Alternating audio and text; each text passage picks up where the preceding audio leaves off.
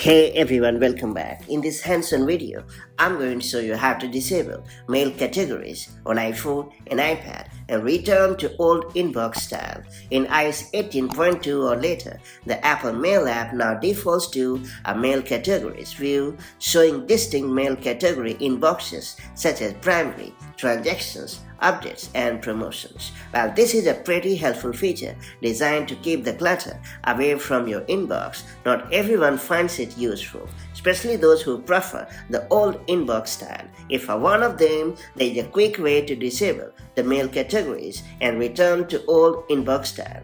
That said, let me show you how it's done the right way. So first off, we have to launch the Apple Mail app on your iPhone or iPad. And from the primary screen, tap on the triple dot icon located in the upper right corner of the screen. And then you have to choose the list view from the menu that pops up on screen, and that's about it.